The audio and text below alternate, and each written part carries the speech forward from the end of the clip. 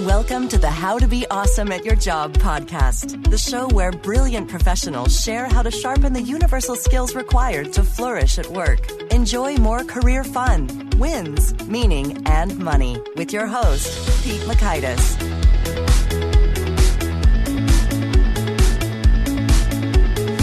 Hello, and thanks so much for joining us here for episode 99 with Michelle Tillis Lederman.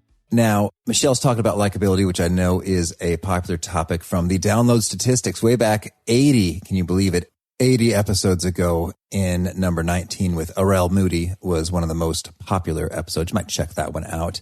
And so we are coming back with some more with Michelle. So she was practical. She had so much powerful stuff. You're going to learn, one, how to form your self-perception to enable guiding others' perception of you. Two, the power of opening yourself up to feedback. And three, how to use curiosity for creating connections and conversation.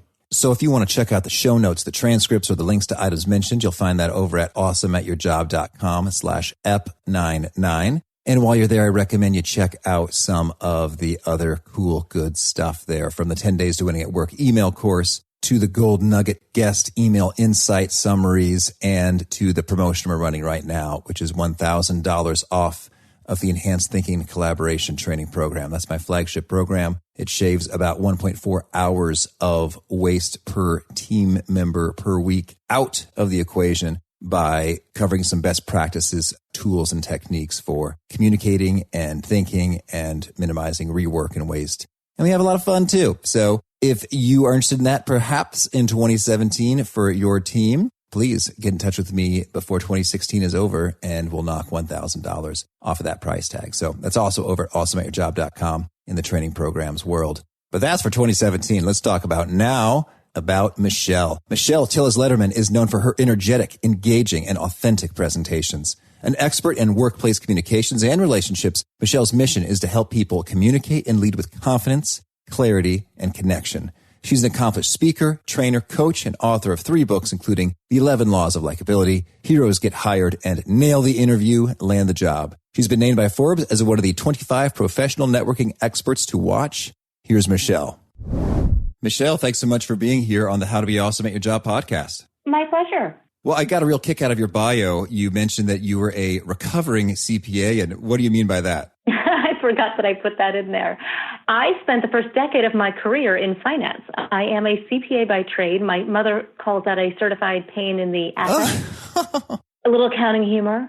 And I spent time on a trading floor. I did auditing. I did M&A. I did venture capital. I did risk management. I was intense finance. And when I found my calling, I started that transition. But I audit my bookkeeper, and I still kind of do some of my own books. And so I haven't fully recovered. Well, yeah, that's fun. I remember my first paid speech was to the Illinois CPA Society. So I have accountants in high esteem, a special part of my history.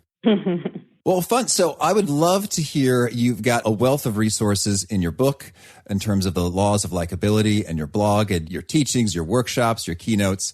I'm so excited to get into a lot of the good stuff you have to share here. But maybe before we go deep into the perspective, could you maybe orient us a bit in terms of, the mindset and approach, and how is it that we should think about likability in the first place? It's a great question, because a lot of people misinterpret the book as how to make someone like you. And when I had offers from publishers, one of the publishers wanted to change it to 50 ways to make people like you. And I said, not a chance. That's not what this is about. I say very quickly in the book that you cannot make anyone like you. But what you can do is enable people to see what is likable about you. And so what I really teach are the drivers of likability. There's no checklist. It's more of a mindset and a way of interacting with others that are based on these drivers and these concepts that enable that connection. Okay, very good. Understood. And so I like the way you've organized your book a bit there in terms of you can look at some drivers occurring before the conversation, during the conversation, and then after the conversation. So could you share with us, what do you think are some of the best gems in the book and in your teachings that are associated with the before the conversation phase? So in the before the conversation, the idea is to get real. And I think when I first wrote the book, the final chapter of the book was the law of authenticity. And I was telling my editor, it's the thread that ties everything together. And they're like, well, if that's the thread, why is it not the beginning? All right. And so it became the beginning. And so chapter 1 is really this law of authenticity and understanding that the real you is the best you, and to show that vulnerability, to show that authenticity, to show that passion, whatever it is for you. And for me, that is one of the 2 most important laws of the entire book, is getting comfortable with what I call your unique charms, understanding it doesn't give us permission to be mean and rude and to say, well, that's just me, I'm just being me. No, we're not giving you permission to be obnoxious. What we are doing is, for example, I've never been accused of being a wallflower. Okay. I have definitely been accused of being too talkative, too loud, too much, too energetic, too over the top. Absolutely. And so finding that place where you can be who you are. I'm not going to be quiet girl, but I can adapt and flex and understand that my unique charm might be over talking. And so I might take a breath a little bit and talk just a little bit less, but I'm still going to talk. And so I accept that about myself. I call it a unique charm, and doesn't mean I'm not trying to ensure that it's not offending others, ensure that it's not overpowering to others. Does that make sense? I hear you, yes. And so could you give us maybe some examples of other unique charms that pop up and have real potential? Well, see, I would flip that on you. Oh. I would say, you didn't know you were going to get interviewed all of a sudden. If you think about something that is kind of core to who you are, share with all of your listeners something about you that everybody always says about you. Well, it's interesting. It's funny, as a podcaster, I think even before I was a podcaster, people have said that just the way I talk and articulate myself is just different. And it's like my word choice and I guess cadence is just different. And some people might think that's odd, like, is this guy for real? And some people might think, oh, this is so fun and interesting and engaging to listen to. But I think that is a unique charm. Hopefully it's charming in many contexts. But there are other times when, it's happened to me with that. It's like I'm in a meeting and they say, okay, Pete, this is just too much energy and peculiarity for this early in the morning for us. And that's great. And you can embrace that. And so that's the idea behind unique charms, is saying, okay, well, I have this awareness that I have this tendency, and it can be great, and it's an asset in my mind and in my heart. That said, it doesn't mean that I can't observe those around me or the time of day and tone it down a little. And this is a concept we call flexing. Mm-hmm. Flex is the momentary or temporary adjustment of our style, of our unique charm, to improve effectiveness with someone else. So we're not changing who we are, but we're adapting to enable connection with another person. Because if we say that I am unique and I'm me and I'm just going to do whatever this is, what we don't enable is that other person. So one of the shifts in relationship networking that I tell people is it's not about you, it's not about them, it's about that interaction between the two of you together. It's that relationship. And so, we need to make adjustments. And so in that meeting, if it's 8 a.m., you might bring the volume down a little bit, or you might take a breath, or whatever it is that you might need to just help them hear the words, not just how the words are said. Oh, that's great. Thank you. And so when you talk about the breath or the volume or the pacing, I guess I'm wondering right there, what are some key dimensions that we might look to do some flexing on? That is a very individualized answer, right? So we just played with you a little bit, right? You gave us something. And so I would challenge all the listeners out there to think about one of their unique charms. One of the things that some people say they love about you, or that's just Michelle, to you, whatever your name is out there, fill in the blank. And then think about how this helps and how this might need to be adapted during certain situations. And so those parameters are really uniquely individual. Mm-hmm. Other people might be told they're hard to read. And so, if we look at just this introvert-extrovert spectrum that we're kind of playing with a little bit, you and I are clearly a little bit more extroverted, a little bit more animated, a little bit much at 8 a.m. Whereas, the introvert might need to bring a little bit more energy or provide a little bit more information, either through their facial expressions or through vocalizations, to give information to the other person, because they tend to be a lot less expressive in their face And so it makes it hard to read. And so whereas we might give away everything that we think and then cause somebody to be offended because we rolled our eyes without even realizing it. Mm-hmm. And so it's understanding where you are and what's the impact to the other person that you're with. Okay, very good. Thank you. And so I'm curious to hear, it sounds like we've touched a little bit there on some of the law associated with perception, but I'd like to dig into a little bit more about that in terms of, key things that we should look for or think about how we're being perceived when it comes to what we present of ourselves. So we're still in that get real, right? Mm-hmm, yeah. And we're getting in our right mindset. And I always say that the law of self-image and the law of perception are opposite sides of the same coin. So the law of self-image is understanding that how you see you, you have to like you first. So if you don't believe things about you, how can anyone else? All right. Yeah. You need to start seeing you the way you want others to see you. And I actually have an activity that I can share with your listeners called Your 3 Words, and they can download it. But this helps people understand how they want to be seen, how they're currently seen, and then how to bridge that gap. So self-image is, this is how I see myself, but this is how I'd like to be seen. Perception is how others see me. So perception is reality. Whether or not it's true that I am over the top is based on their perception. It's their reality of their experience with me. So again, we are always talking about the interaction between two people, not I'm just going to change myself, across the board, because we don't want to change ourselves. We're all fabulous. So when we think about perception, if you think about first impressions, first of all, it's a lot easier to make a good impression than to change a bad one. So you do want to think about the things that contribute to that impression that you're making upon first meeting someone.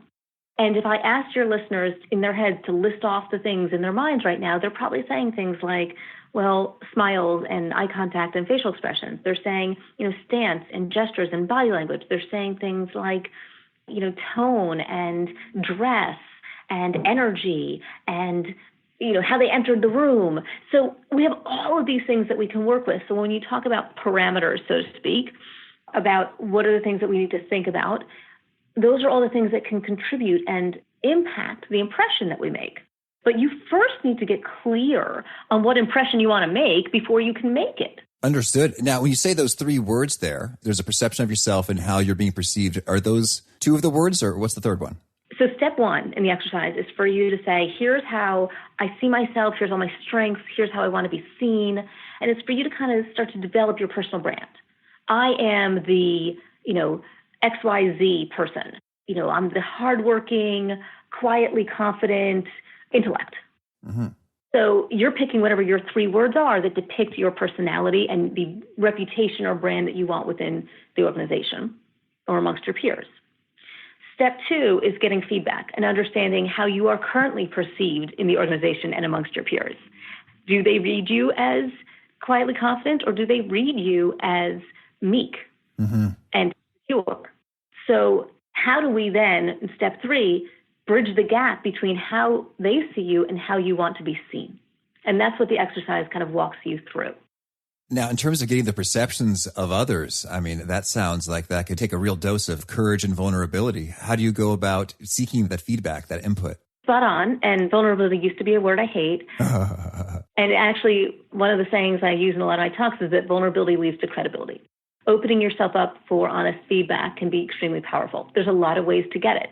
You get it in an annual review or, the conversations that you have around how this presentation went or how that meeting went. So you are anecdotally and formally getting feedback within your organization on a regular basis. You need to be more reflective with that information. But you also can go out and ask questions of other people because you want to get multiple sources of data. Ask friends and relatives, spouses, children, parents, exes. Exes and frenemies are really interesting for data, but you need to be careful with the question that you ask. So if you ask a frenemy or an ex, don't say, how would you describe me? Instead, you'll say, tell me one quality that you think is a strength of mine. Okay. Or one positive attribute about me. Because if somebody who doesn't really love you that much tells you something really good, you got that going on. That's great. Yeah, I love that perspective. Yes, is like this is a source of rich value and insight. The fact that someone isn't such a fan means, there's a double evidence that a compliment from them is the real deal. Exactly. Well, fun. So, now thinking about sort of the during the conversation phase of things, I was just on a podcast yesterday and we were talking a bit about curiosity. So I'd love to hear your take on this law and why that's helpful. Curiosity creates connections. For me, that's where all conversation and all connection begins. And this happened right before we started this podcast. I said, so while I'm, futzing around over here, tell me about you. Mm-hmm. And showing genuine interest and curiosity. And can I tell your listeners what you shared? You may. And so this is part of it, that you are willing to self-disclose and share with me something personal about the fact that you're about to get married. Yay. Yay. You're going to get loads of emails of congratulations. So when you are willing to share something like that, you open up the possibility for conversation. And it could take us in so many places. I can say, oh, how did you meet? I can say, oh, where are you getting married? Or what kind of wedding? Or, oh, where are you going on a honeymoon? Now we have all these things we could talk about that can create connection, because you might, where are you going on your honeymoon? Hawaii. That was one of the places I thought about going on ours. We ended up going to Australia instead, but that is on my list. So now this conversation has all these things. I could then say, oh, when you get back, you have to give me, what your favorite things were so I can plan my trip. Now we've extended the conversation. We've created a follow-up. We've created a next step. And it was simply from me saying, so tell me about you, and you being willing to share. Oh, that's excellent. And you're right. That opens up the floodgates of all kinds of content that we can connect on and work with. And so that's so good. While we're doing some self-disclosure, I think I really am at my best when I have that genuine curiosity about others and I want to hear all about their stuff. And sometimes my over-the-topness, I'm so enthusiastic, but like people almost think I'm mocking them. It's like, no, I'm that interested in your life and what you're up to. So that's a bit of perception to work on. But I'd like to hear there are other times, I'm not at my best. And it's like, I guess I feel overwhelmed. I got a whole lot of stuff to do. I'm entering into a conversation with someone and there's really just a few key outcomes that I want. And so I am not in the place of curiosity. Do you have any pro tips on how to you sort of take that beat, that breath and reorient to get to that optimal spot to kick off a conversation? I don't believe in optimal spots, to be honest with you. All right. I don't think that we need to jigger ourselves so much, but I do talk about the concept of energy and productive energy. And I think this is really where you are referencing, because you're basically saying, you might not have been in the right mindset and your head is elsewhere, and so we're not optimal. Now, we can't just turn our dial and be like, okay, now I'm at optimal, but we can think about what our typical energy responses are and where our energy is coming from, and we have some tools to help us find that more productive energy. So a couple of things that you can try. For example, if you're going to a networking event, you're really not in the mood. Ever been there? Oh, yeah. That laugh tells me that, yes, you've been there. We've all been there. I mean, even those that might really enjoy those type of events generally, sometimes just, I just don't have the energy. So what I tell people, first of all, is you have permission not to go. All right. I give everybody permission to say, you know what, hey, if you're not in the right mindset, it's not going to be valuable anyway. Give yourself a break, go home, and live to come to another networking event later. You can't do that every time, but you certainly can do it once in a while. Great. If you decide, you know what, this is really one I want to go to, not one I should go to, but one I want to go to. And you have to be careful, because one of the things that we do in our language is we talk about things as want to, get to, should do, and have to. And want tos and get tos are really easy. Should do's and have to's not so much. So one of the things I say with the have to's is it really a have to? Check yourself. Maybe it's a should do, and maybe it could even be a want to. And on the should do's, well, you don't have to, so don't. Or reframe. And what I mean by reframe is, how can we make this should do a get to or a want to? And maybe it's, I don't feel like being at this networking event. Oh, but I'm going to see my friend Sherry. I haven't seen her in ages. I can't wait to see her. I'm excited for that. Or, oh, they serve great wine there and it's free, Or I'm really hungry, or they're going to have good giveaways, or whatever it might be that can help get you in a positive mindset. So we can find the good. That's called finding the good in a situation and focusing on the good. There's also something called invoke true emotion. So I'll tell you a quick story. Oh, God, it must have been a decade ago. I was meeting with career services at a university, and I'm having this great meeting, potential client. It didn't work for them before, thinking it's all going wonderful.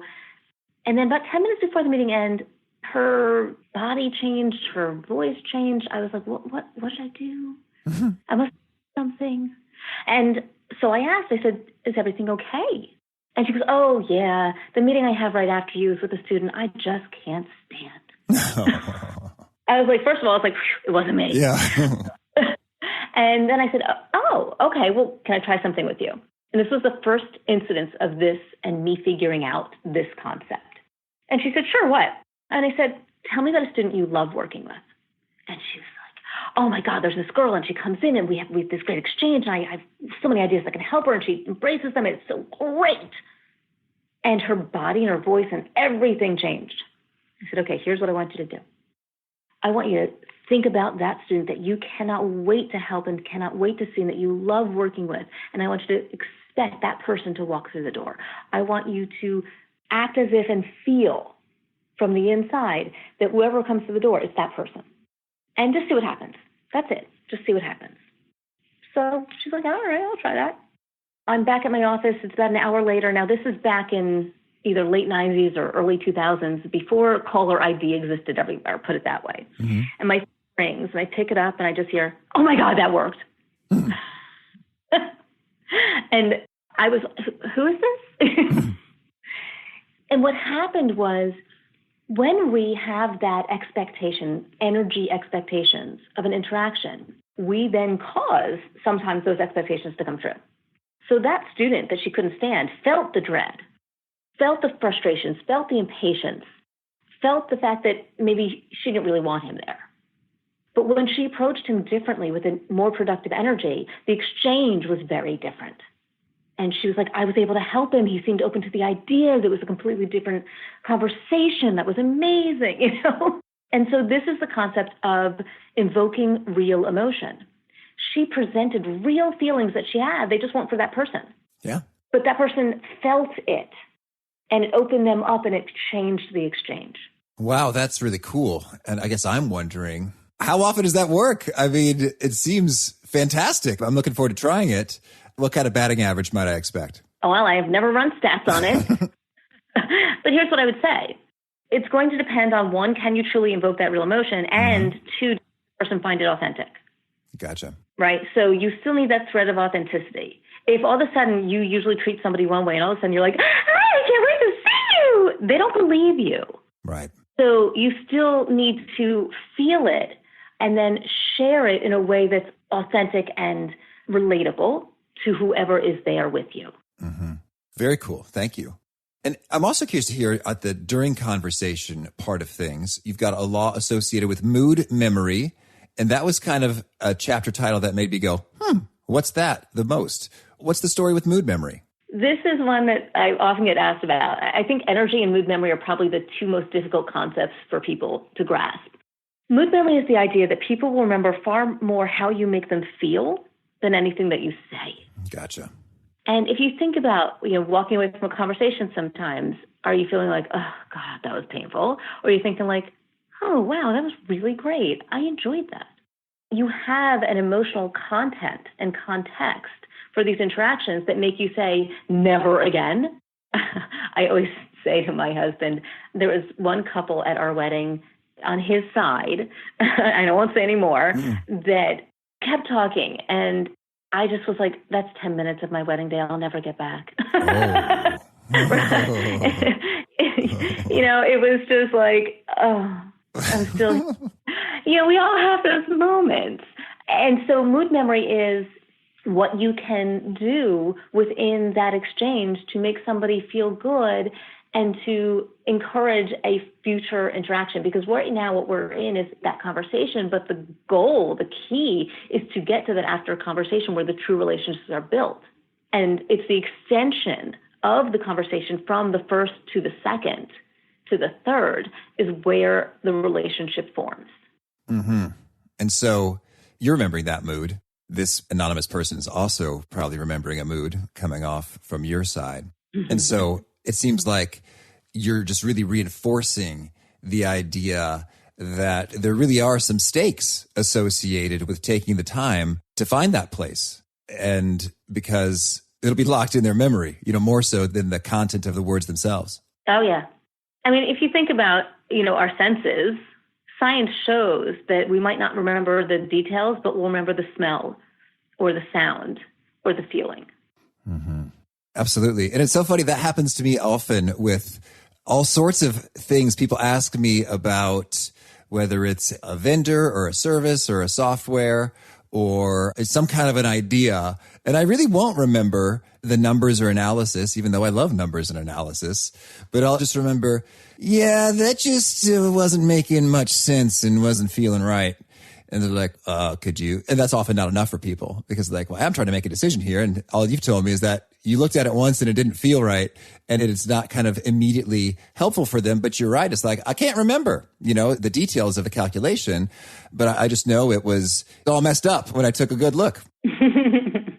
Well, now thinking about sort of the final phase after the conversation, I'm curious in particular about your point on patience, because, that thought, this is 10 minutes of my wedding, I'll never get back.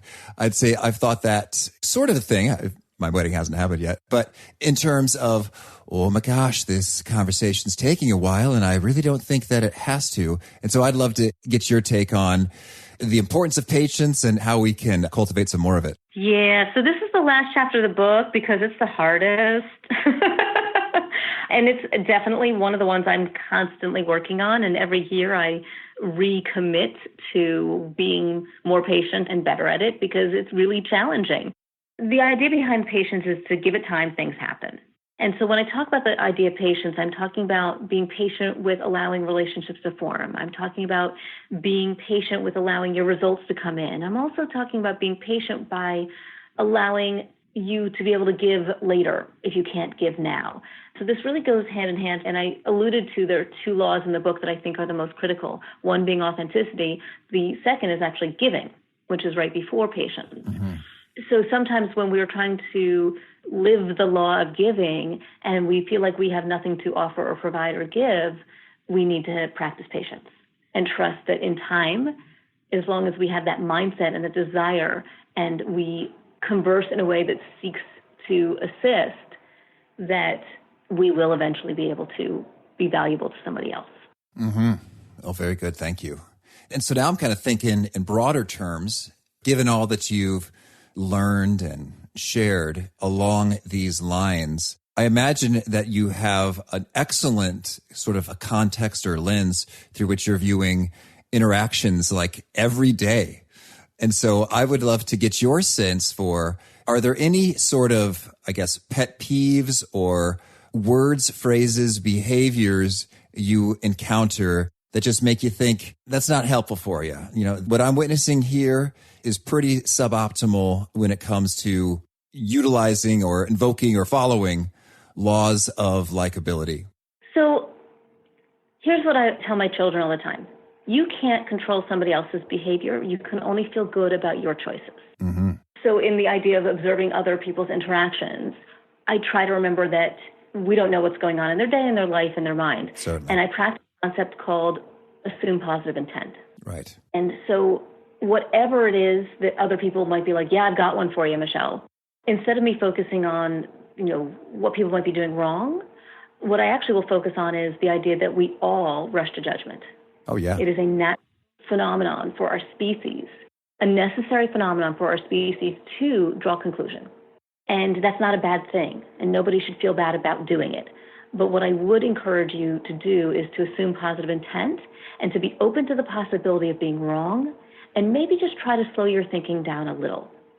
Because what happens when we rush to judgment, what happens when we start drawing conclusions and making assumptions is that we then seek data to prove ourselves right. And what if we're wrong? We're not open for that. And so I guess this does answer your question in terms of mistakes that we make, but I want to give you that tool to counteract, which is the assumption of positive intent.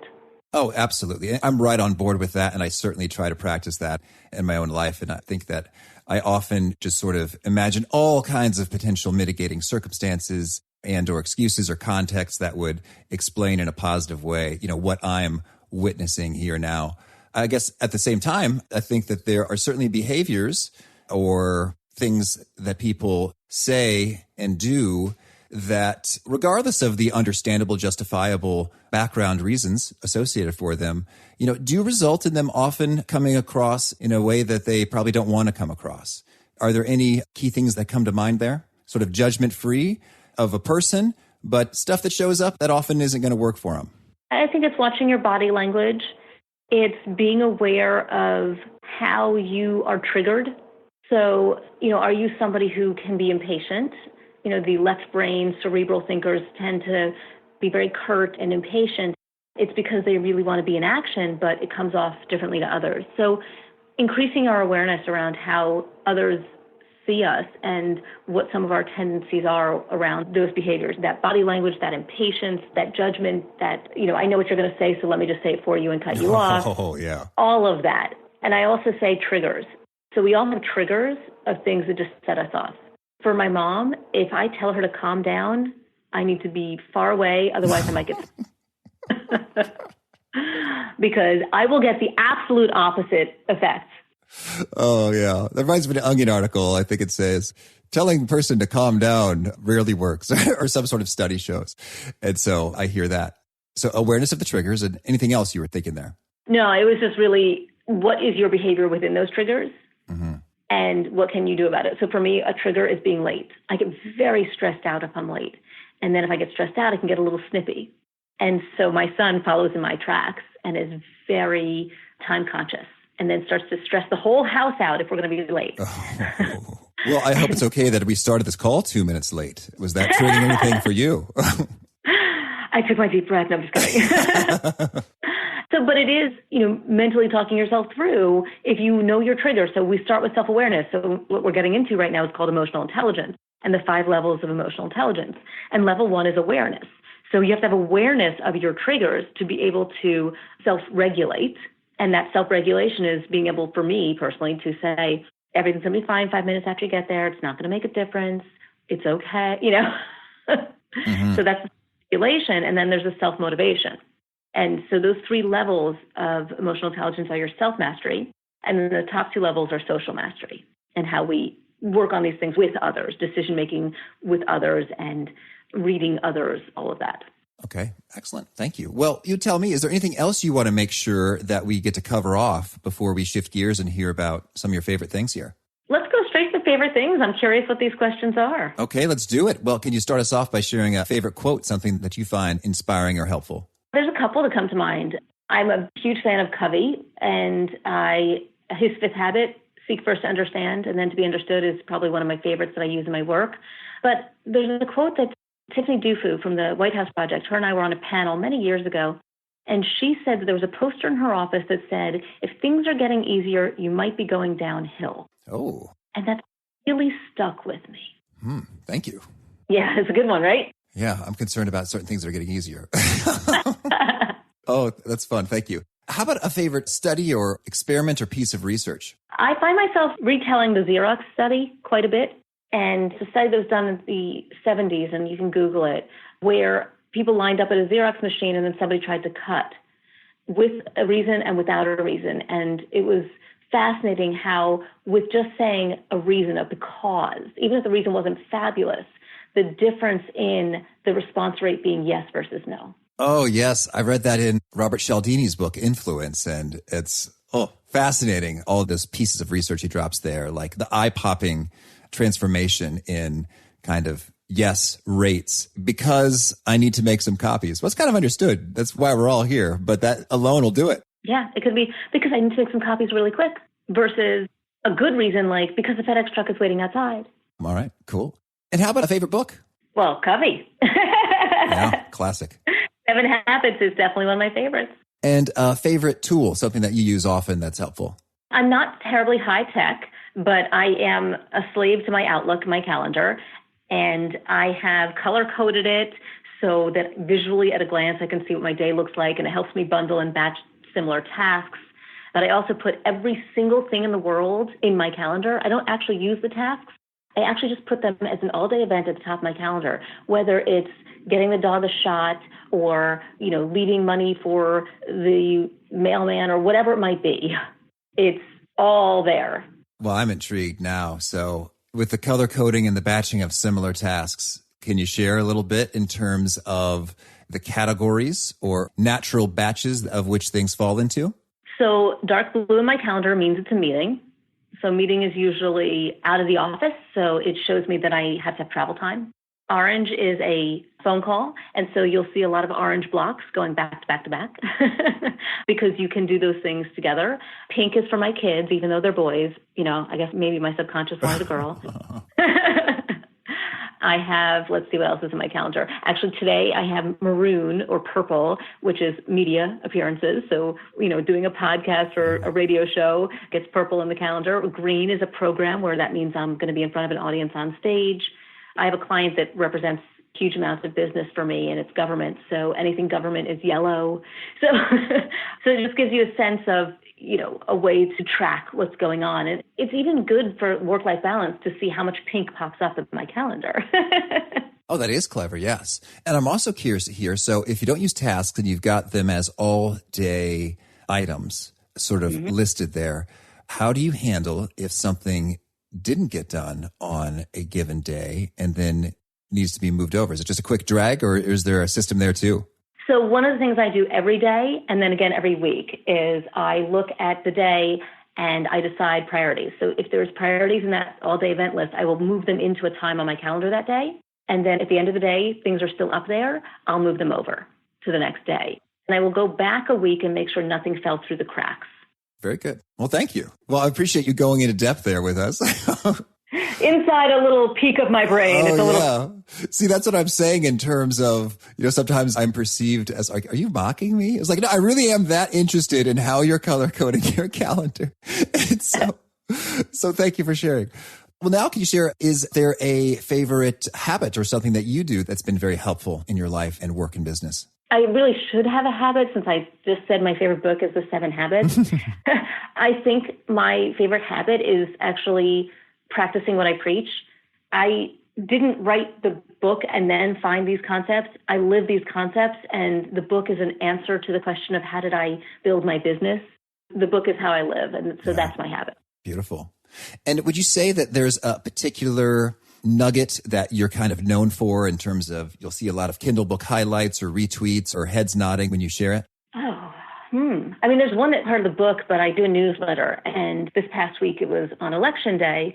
And the title of the newsletter was, Your Voice is Important. Have you used it lately? And so something that everyone tweeted out of that newsletter was, if you think people are not listening, rethink how you are communicating, but don't stop talking. Oh, yeah. And that really resonated for a lot of people because I was seeing that tweeted all over the place. That's good. Thank you. And what would you say is the best place to find you? If folks want to learn more about you and what you're up to, where would you point them? The best hub is my website, which is Michelle with 2 L's, Tillis, Tillis, Lederman, Lederman.com. And that from there, you can find my blog, you can get to my YouTube channel, you can link into me, you can find my professional, not personal, you don't want to see my hair in the 80s, Facebook page. You can find me on Twitter.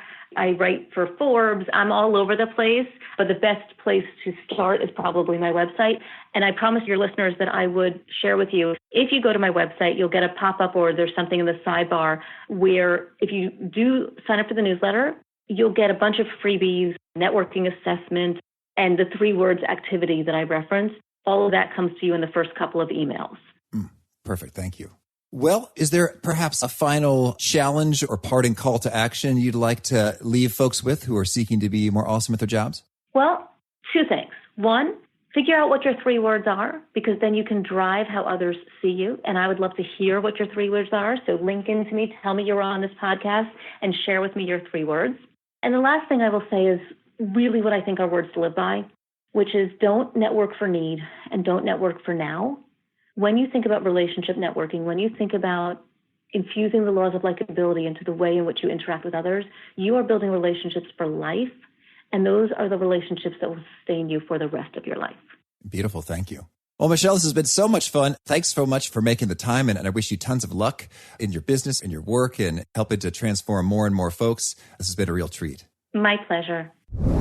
I love that piece on the power of curiosity and how it really just makes things flow in a real natural, authentic way. So you can kind of get yourself in that groove, things will be moving pretty smoothly. So once again, if you want to check out the show notes, the transcripts, the links to items mentioned, that's over there at awesomeatyourjob.com/ep99. And I do hope you punch the subscribe button if you haven't already, because you're not going to want to miss guest number 100. He was my very first role model in the speaking, training, skills development biz. He takes that curiosity point to a whole nother level of excellence in order to engage in just world-class conversations. And he's a man I am proud to call my uncle. His name is Topper Steinman on his podcast debut and our episode number 100. I hope to catch you then. Thanks for joining us for today's episode. To get the most out of this conversation, visit awesomeatyourjob.com to find today's show notes, transcript, and infographic summary cheat sheet. For more entertaining professional skill sharpening, be sure to subscribe to catch the next episode of How to Be Awesome at Your Job.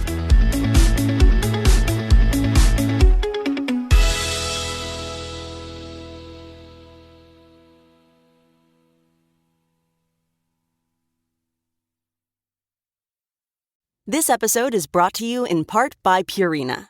Purina is dedicated to creating richer lives for pets and the people who love them. From helping older pets think like their younger selves to making cat ownership a possibility for more people than ever, Purina is helping pets thrive so they can live long, healthy, and happy lives. Purina has you covered for all your furry friends' needs, whether they meow or bark. From litter to treats to their best-in-class, nutrient-packed food with taste your pets will love, Purina's got your back at every stage of your pet's life. Your pet gives you the joy of the spring sunshine all year round. So today and every day, care for your pet with Purina. Your pet is Purina's passion. To learn more, head to amazon.com/Purina.